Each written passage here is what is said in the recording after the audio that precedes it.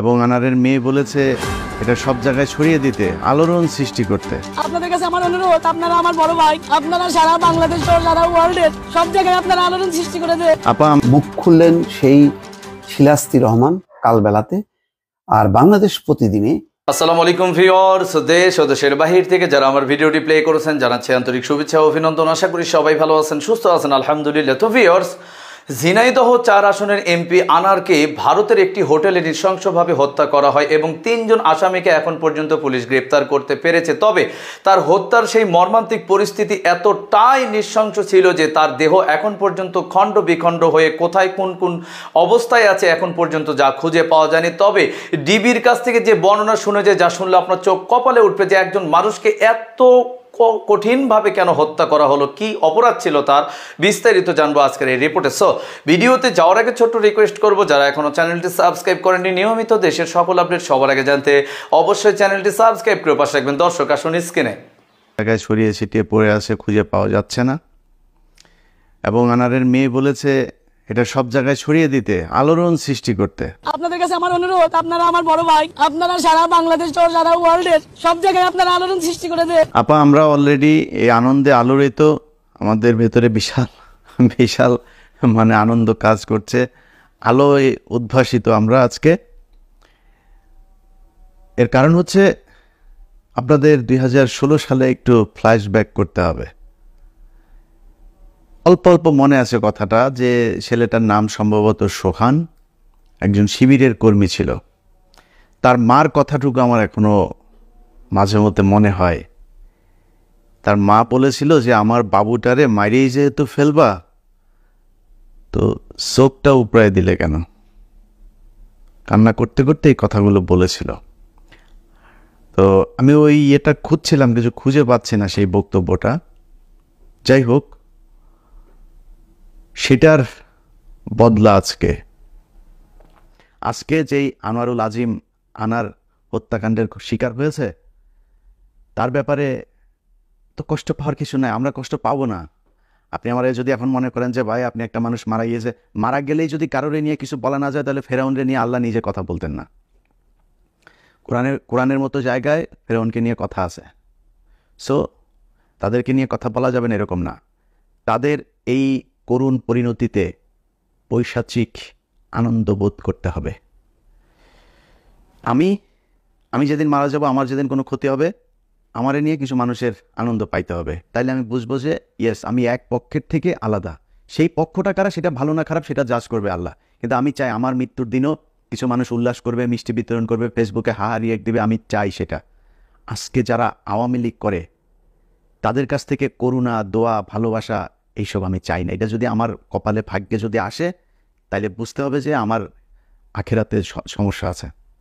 এই যে আজকে যারা কয়দিন আগে কবি আল মাহমুদ মারা যাওয়ার পরে তাদেরকে আপনার ইতে যেতে দেয় নাই, এই শহীদ মিনারে তাদের ফুলের শ্রদ্ধা দিতে যেতে দেওয়া হয়নি। শহীদ মিনারে ফুলের শ্রদ্ধা যারা যেতে দেওয়া হবে, মনে করবেন এক সমস্যা আছে। ওই পাপের শাস্তি আল্লাহ ওইখান থেকে শুরু করেছে। অতএব আমাকে সব মানুষ পছন্দ করবে, ভালোবাসবে, আমি একদম চাই না। আমি আগের থেকেই বলে রাখলাম, আমার মৃত্যুর আগে, আমার কোনো বিপদের আগে আগের থেকেই বলে রাখলাম যে এই যারা আজকে যারা এই শেখ হাসিনা, ভারত, এদেরকে যারা বাংলাদেশে মুসলমান দমনে, মুসলমান নিধনের কাজে যারা ব্যবহার করার পক্ষে সমর্থন দিয়ে যাচ্ছেন, শুধুমাত্র সমর্থন, আর কিছু না, শুধু সমর্থনও যিনি দিয়ে যাচ্ছেন, তাদের প্রেম ভালোবাসা আমার দরকার নাই। আলোচনায় আসি। আনারুল আজিম আনার মারা গিয়েছে। এখানে খুব সূক্ষ্ম কিছু বিষয় আমি আপনাদেরকে শেয়ার করার চেষ্টা করব, আপনাদের জানানো না, অনেকে হয়তো বুঝতেই পারছেন। বিশেষ করে স্বরাষ্ট্রমন্ত্রী ডিবি হারুন, ওবায়দুল কাদের, তাদের বক্তব্যগুলো খুব সিগনিফিক্যান্ট। কেন সিগনিফিক্যান্ট? আনোয়ারুল আজিম মারা গিয়েছেন, তাই না? মারা গিয়েছে, তার মার্ডার হয়েছে কলকাতায়। এটার খবর আগে জানবে ভারতীয় পুলিশ। ভারতীয় পুলিশ সেখানে 2 জনকে গ্রেপ্তার করেছে। অথচ বাংলাদেশের এই যে 3 জনের নাম বললাম, এই 3 জন মোটামুটি খেয়ে না খেয়ে কয়েক ঘন্টার ভেতরে তারা হত্যার পুরো রহস্য উদ্ঘাটন করে ফেলেছে। যে মাস্টারমাইন্ড তার নাম হলো ডাকনাম শাহী। তারা হলো এই বাংলাদেশেরই গলাকাটা পার্টির নেতা, পূর্ব বাংলা কমিউনিস্ট পার্টি করতো। পুরো ঘটনার মাস্টারমাইন্ড এমপি আনোয়ারুল আজিম আনারের বাল্যবন্ধু শাহিন। এই হত্যাকাণ্ডের সঙ্গে জড়িত সন্দেহে শিলাস্তি রহমান নামে এক নারীকে গ্রেফতার করা হয়েছে। দেখেন, একজন গোয়েন্দা কর্মকর্তা এবং বাংলাদেশের যেই গরুর পালের সাংবাদিকরা আছে, মৃত্যু, হত্যাকাণ্ড, রহস্য একদম পুরোপুরি উন্মোচনের আগ পর্যন্ত এসব তথ্য গোপন রাখতে হবে। যার যার নাম বলছে এখানে অনেকে, তারা যাদের কথা বলছে তারা যদি হত্যাকাণ্ডের সাথে জড়িত থেকেও থাকে, যেমন শাহিন, তারা বলছে সে এখন যুক্তরাষ্ট্রে আছে, তো সে তো এখনো পলাতক, তাই না? তারা জানে না তার অবস্থান কোথায়। তাহলে তো এগুলো গোপন রাখতে হবে। তারা সব টেলিভিশন পত্রিকাকে ফোর্স করে তারপরে এই সংবাদ প্রচার করতে বাধ্য করছে। কেন করছে? কারণ ভারতকে এখানে কোনোভাবে টানা যাবে না। এটা ওদের 71-এ যে ওদের জন্মদাতা, যে ওই পারে ওদের মারা গিয়ে যে ছিল, ওদের জন্মদাতা তো 71 ওই পারে।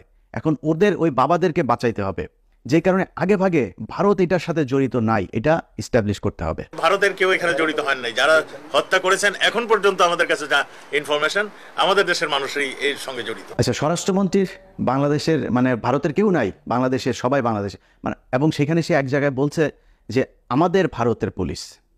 আরে ভাই, তোদের ভারতের পুলিশ, তোদের মানে তোদের যাদের 71-এ ওই যে ওইভাবে পয়দা হুয়া, কিন্তু আমাদের সবার তো ভারত, আমাদের না, আমাদের বাংলাদেশ, আমাদের তো ভারত না, আমাদের পাকিস্তান হইতে পারে।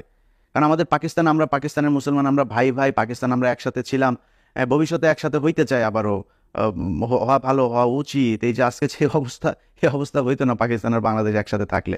তো তুই আমাদের ভারত মানে কি? দর্শক, স্ক্রিনে আমরা সে সম্পর্কে বিস্তারিত জানলাম। এ বিষয়ে আপনাদের মতামত কমেন্টে জানান। কে ভিডিওটি স্কিপ করবে। এমপি আনারকে ভারতীয় কোনো ব্যক্তির সাহায্য নিয়ে বাংলাদেশের এই 3 জন আসামি এবং একজন বান্ধবী সহ খুন করেছে, নাকি এর পিছনে রাজনৈতিক কোনো ইস্যু আছে? আমাদের ব্যাখ্যা থেকে শুনবো। খবর, একই খবর দুটি পত্রিকায়।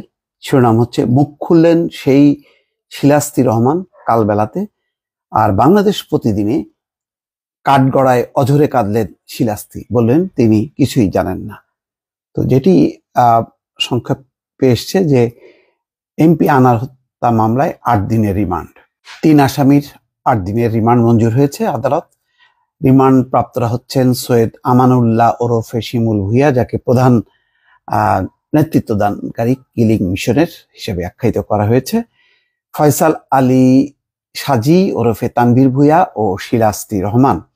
শুক্রবার ঢাকার সিএমএম আদালতের ম্যাজিস্ট্রেট দিলরুবা আফরোজ তিথির আদালতে এই আদেশ দেন এবং তারপরেই 8 দিনের রিমান্ড মঞ্জুর হয়। রিমান্ড শুনানির আগে আদালতের এজলাসে আসামিদের রাখার ডকে উঠেই অঝরে কান্না করতে দেখা যায় 3 আসামির মাঝে একজন শিলাস্তি রহমানকে। রিমান্ড শুনানির এক পর্যায়ে একজন আইনজীবী ওকালতনামায় শিলাস্তি রহমানের স্বাক্ষর নিতে গেলে তিনি সেই আইনজীবীকে বলেন, আমি কেন স্বাক্ষর করব, আমি কি আসামি নাকি, এসব বিষয়ে কিছুই জানি না। যাই হোক, এই খবরের পাশাপাশি যেই খবরটি এসছে, শিলাস্তি রহমান, যাকে বলা হচ্ছে হানি ট্র্যাপে ফেলা হয়েছিল, সেই আলোচিত আনোয়ারুল আজিম আনারকে সেই ফ্ল্যাটে আনার ক্ষেত্রে হানি ট্র্যাপে পড়েছিলেন। শিলাস্তি রহমানকে ঘিরেই এই ট্র্যাপের আয়োজন করা হয়েছিল, যেখানে পরিকল্পিতভাবে হত্যা করা হয় এমপি আনোয়ারুল আজিম আনারকে। তো এখন শিলাস্তি রহমান বলছেন যে আমি কিভাবে আসামি হই জিজ্ঞাসা করেন, আমি শুধু ওই বাসায় ছিলাম, তাছাড়া কিছুই জানি না। আসামিরা বাকিদের নাম আপনাদেরকে বলেছি। বলছেন যে এমপি আনোয়ারুল আজিম আনার হত্যায় নাম আসে নারী শিলাস্তি রহমান হতে চেয়েছিলেন এই মডেল, কিন্তু পুরনো ঢাকার এই তরুণী বিত্তশালী আখতারুজ্জামান শাহিনের খপ্পরে চলে যান অন্ধকার জগতে। মার্কিন পাসপোর্টধারী শাহিন দেশে এলেই ঘুরে বেড়াতেন তার সঙ্গে, বিভিন্ন পার্টিতে অংশ নিতেন শাহিনের ফ্ল্যাটে। কলকাতায় এমপি আনার খুন হওয়ার পর মাস্টারমাইন্ড শাহিনের বান্ধবী হিসেবে নাম আসে এই শিলাস্তি রহমানের, যার আরেক নাম সেলে নিস্কি। তদন্ত সূত্র বলছে 13 মে কলকাতায় এমপি আনার খুন করার পর 15 মে ঢাকায় চলে আসেন প্রধান কিলার আমানুল্লাহ ওরফে শিমুল ভুইয়া। তার সঙ্গে একই ফ্লাইটে কলকাতা থেকে ঢাকায় ফেরেন শাহিনের বান্ধবী শিলাস্তি রহমান। বিমানবন্দর থেকে চলে যান বসুন্ধরা আবাসিক এলাকায় শাহিনের অভিজাত ফ্ল্যাটে। এমপিকে খুন করে সফল হওয়ায় ওই রাতেই শাহিন সেখানে ফুর্তি পার্টির আয়োজন করেন, সেখানে মনোরঞ্জন করেন এই শিলাস্তি ওরফে সেলে নিস্কি। এর আগে 30 এপ্রিল শাহিনের সঙ্গে গিয়েছিলেন কলকাতায়। 10 মে শাহিন দেশে ফিরলেও শিলাস্তিকে রাখা হয় কলকাতাতেই। তদন্ত সূত্র বলছে শিলাস্তির গ্রামের বাড়ি টাঙ্গাইলের নাগরপুরে, তবে তিনি বড় হয়েছেন পুরনো ঢাকায়। অবশ্য বিত্তশালীদের ডেরায় গিয়ে নিজেও থাকতেন উত্তরার অভিজাত ফ্ল্যাটে। সূত্র বলছে এই শিলাস্তিকে দিয়েই এমপি আনারকে কলকাতায় নেওয়ার ফাঁদ পাততে পারেন খুনের মাস্টারমাইন্ড শাহিন। হয়তো ওই হানি ট্র্যাপেই পা দিয়ে নিজের জীবন দিয়েছেন এমপি আনার।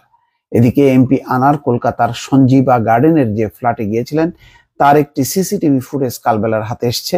ফুটেজে দেখা যায় এমপি আনার দুজনের সঙ্গে সেখানে গিয়েছিলেন, কিন্তু জীবিত আর বের হননি। ফুটেজ অনুযায়ী 13 মে দুপুর 2:51 সঞ্জীবা গার্ডেনের আলোচিত সেই ফ্ল্যাটে ঢোকেন এমপি আনার। এই সময় তার সঙ্গে ছিলেন শিমুল ভুঁইয়া ও তার সহযোগী ফয়সাল। এমপি আনার বেশ শান্তশিষ্টভাবে দরজার বাইরে রেখে তার জুতা রাখেন, পরে ফ্ল্যাটে ঢোকেন। কয়েক ঘন্টা পর বের হয়ে আসেন শিমুল ভুঁইয়া ওরফে আমানুল্লাহ, হাতে ছিল একটা লাগেজ। এরপর তার সঙ্গে পলিথিনে ব্যাগে হাতে বের হন আরেকজন। বের হওয়ার সময় শিমুল দরজা দিয়ে লক করে বের হন, লিফট দিয়ে নেমে তারা বের হয়ে যান। এই হচ্ছে দর্শক মোটামুটি। তো নিশ্চয়ই আরো রিমান্ড এবং অন্যান্য সূত্র থেকে আরো নানা চাঞ্চল্যকর তথ্য পাওয়া যাবে। দর্শক ভালো থাকবেন, আল্লাহ হাফেজ। স্ক্রিনে আমরা পিনাকি ভট্টাচার্য স্যারের কাছ থেকে সে সম্পর্কে বিস্তারিত জানলাম। সো আজকের ভিডিও এই পর্যন্তই। ভালো লাগলে লাইক অ্যান্ড কমেন্ট করবেন এবং দেশের সকল আপডেট সবার আগে জানতে অবশ্যই চ্যানেলটি সাবস্ক্রাইব করে পাশে রাখবেন। দেখা হবে পরবর্তী ভিডিওতে ইনশাআল্লাহ। আসসালামু আলাইকুম ওয়া রাহমাতুল্লাহ।